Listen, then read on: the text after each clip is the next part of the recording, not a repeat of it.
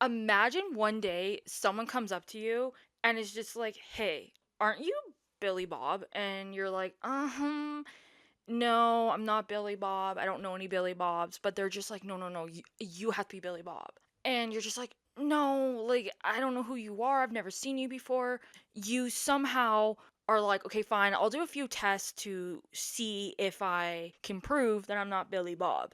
But then the tests come back, and suddenly you realize you're not Billie Jean, but you are Billy Bob. This is exactly what happened to a man named John Fritz, who realized that all of his memories he had were completely false and made up. He was somebody else and he had an entire family. Technically, this man had two wives, but he had a wife he didn't even remember.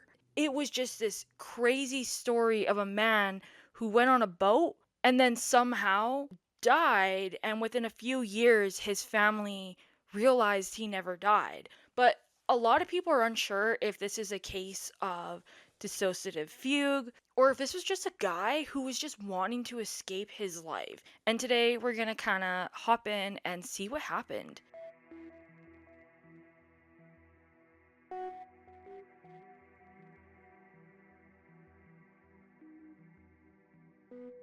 Welcome to the Decomposing Flower podcast. I'm your host, Jen. With me is Kira. In this podcast, we talk about all sorts of things that are interesting to us, whether it's true crime, mysteries, cults. If you have a case that you would like us to research or discuss, feel free to let us know in our comments. We also have a Google form. This is going to be probably a pretty short episode and one of our lighter episodes. Some of our episodes can get pretty dark. This one's a little bit more laid back.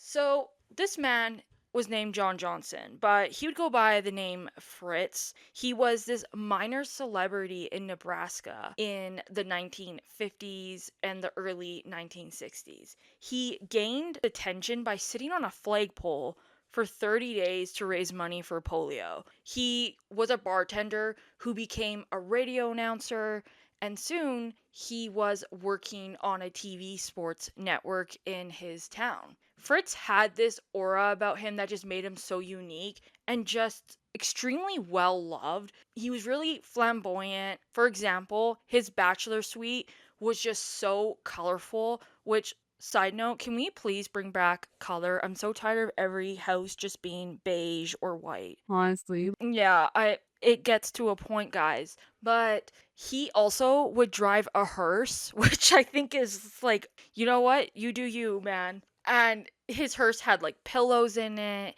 He had a bar in it and yeah, an incense burner. He just was a little different, but in a way where a lot of people just really admired it. It's giving business in the front, party in the back.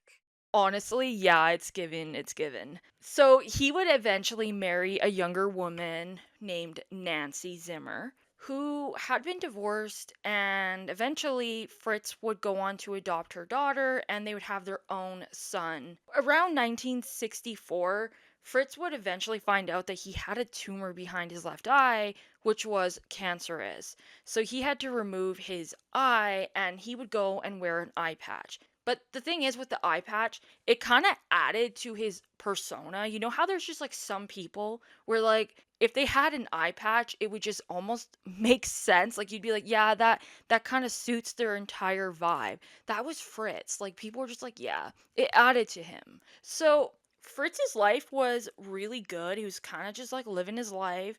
But then one day things changed for him. So in February of 1965, Fritz would travel down to Chicago to demo some sporting goods.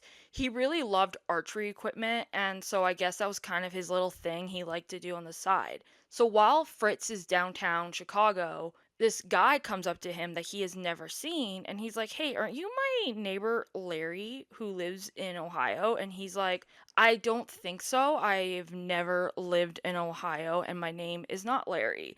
Sorry, maybe I have that kind of face that just looks like someone you know. I don't know, maybe your neighbor has an eye patch just like me. I'm not too sure." But this man was like, "No, no, no. You just look like Larry. Like I know you're Larry."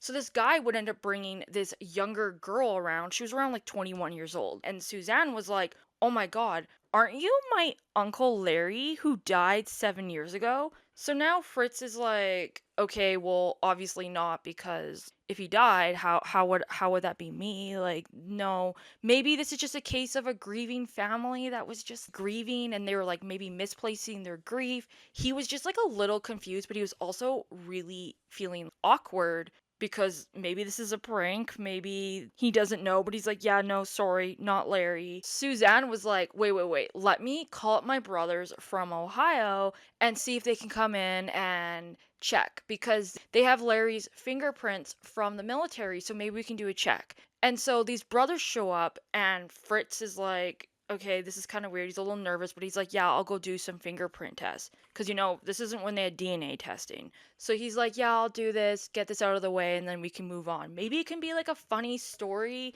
that he could tell to his family, like, "Hey, these people thought I was their dead uncle." But when he did the fingerprint test and they came back, his life changed because now he realized he was indeed Larry and not Fritz. So now he's so confused because he's like, how the frick do I have the same fingerprints as this dead man named Larry? I've never lived in Ohio. I don't know any of these people. I was never in the military. And he had all these memories of being in an orphanage and Larry came from this rich family, so he's like, "What is going on?"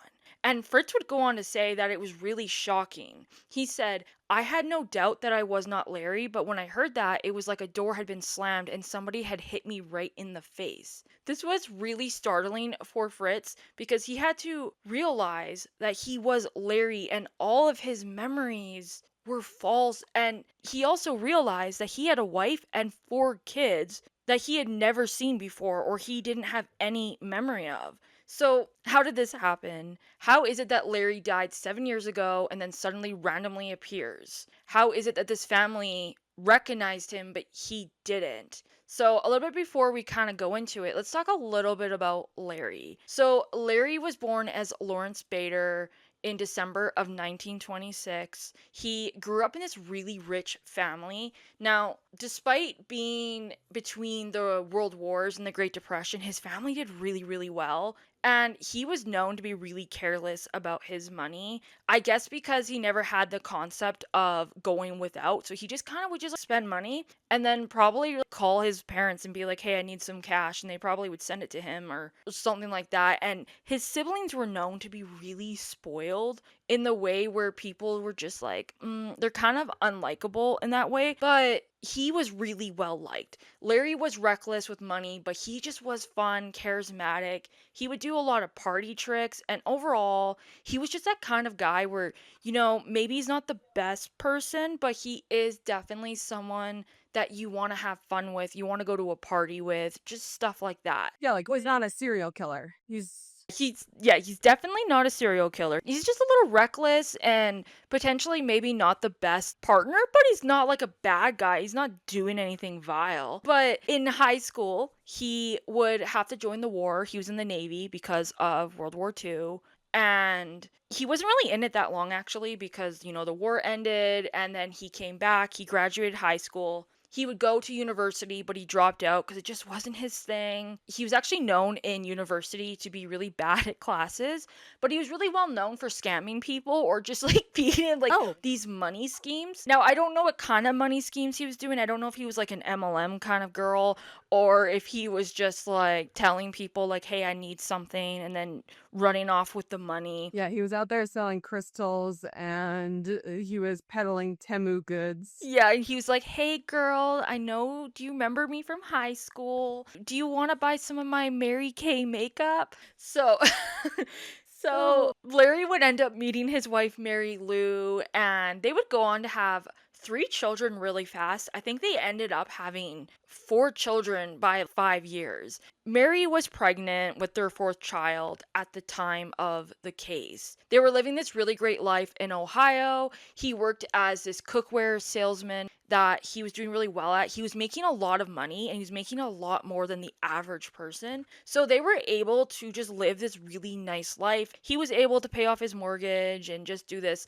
But despite all of that, he somehow was in debt I don't know if the guy just was, like, obsessed with buying things. He apparently would just buy a lot of new cars and stuff like that. I think he just loved spending money. I don't really know exactly, but he just was known for not paying off his bills or doing his taxes. He was doing a lot of tax evasion, literally. He had the IRS actually after him. So, yeah, like I said, he was this fun guy, but he really didn't put his family first, and he was just bad with money. So, one day on May 15th of 1957, Larry decides, okay, you know what? I should probably go pay off some of my bills and maybe go fishing on Lake Erie. His wife wasn't really that happy about it. She was kind of like, hey, like I'm 4 months pregnant. Do you think you could stay home and not go fishing right now? And Larry, being a sarcastic man, was like, I'll be home later, or maybe I won't, which, oh my God, that would probably piss me the hell off if I was pregnant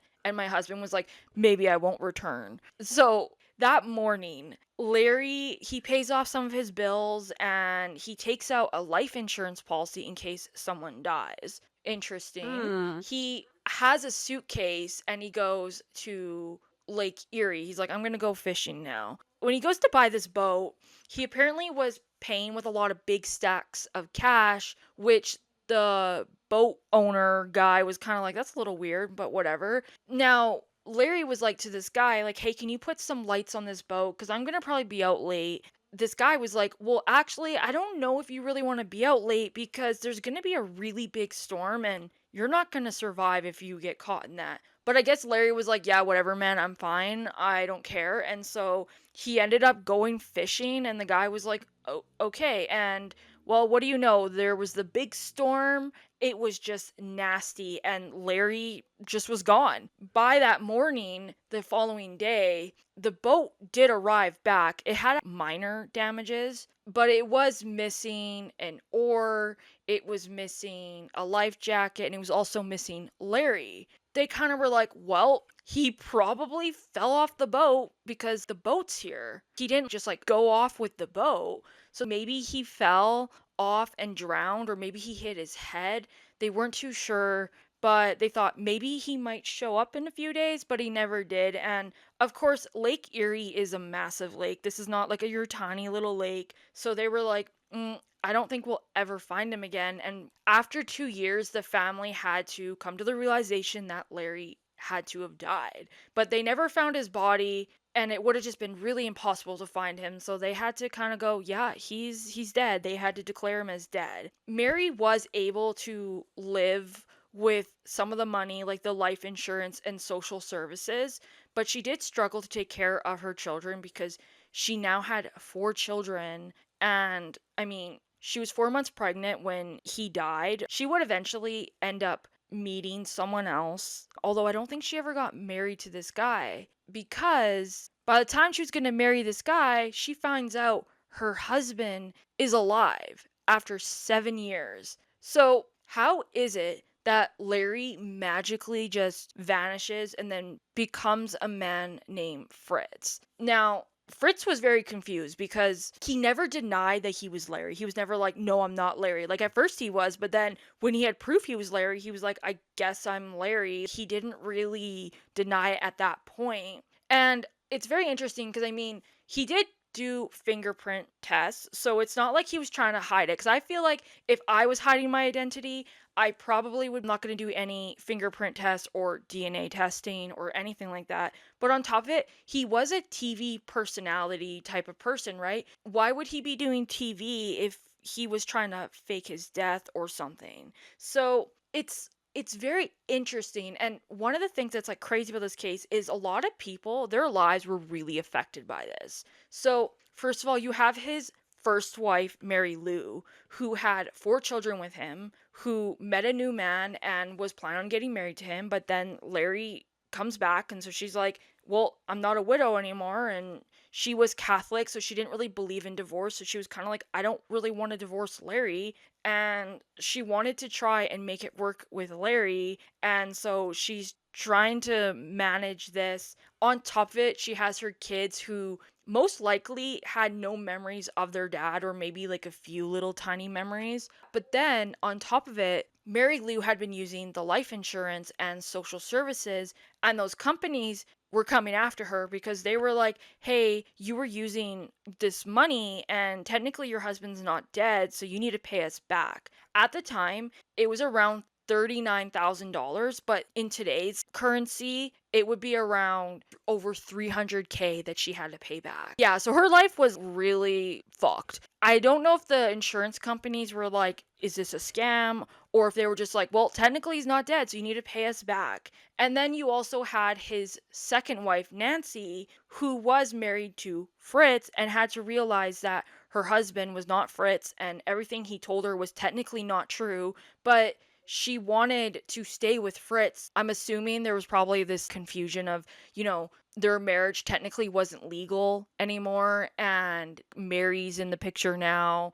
Another person whose life was screwed over was the guy who owned the boat company because he actually had to pay back for the boat damages. I'm assuming there probably was like some kind of insurance thing he got out of it, but now he had to pay that back. And then Larry, or when he was Fritz, technically lost his job, so he had to go and work as a bartender so he could give some money to his wives.